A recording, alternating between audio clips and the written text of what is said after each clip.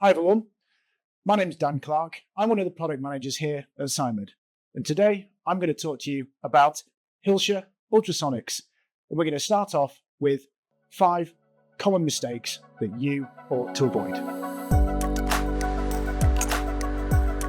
So, common mistake number 1 is the positioning of the probe. It's very tempting when you're wanting to sonicate liquid to take the probe and naturally put it all the way in to the liquid. However, if you do this, you'll only be sonicating that tiny volume of water or liquid below the probe. That's not the way to do it. It's highly inefficient. The thing to do is only put your probe in about 1 inch to 1.5 inches into the liquid. That way, the cavitation from the ultrasound captures the entire volume of the liquid beneath the probe.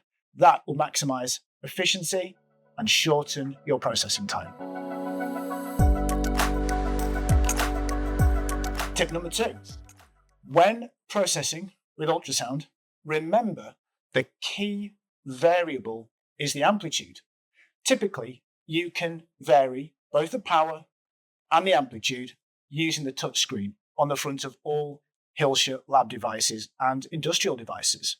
It's very tempting to adjust the power setting to try to achieve the level of processing you want. I'm here to tell you that that's a bad idea. Keep the power at 100% and vary the amplitude. It's the amplitude that controls the power output, and that is the key variable you should be working with when you're varying the intensity of your process.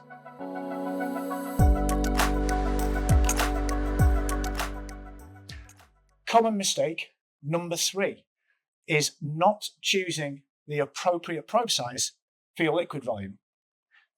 This is one of the smallest probes we use with the UP400 ST. You can see the size difference between this 40mm probe and this 7mm probe.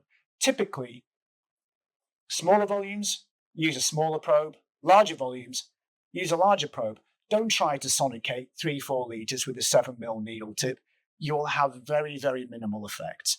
Think about it. If you're trying to stir or mix or emulsify a large volume of something, chances are you're going to use a larger implement to do that. Ultrasound is just the same. Common sense rules apply. So always consult the literature we have, which will tell you the appropriate tip size for the appropriate volume. Common mistake number 4. If things are going well and you're scaling up, you might want to consider using a flow cell.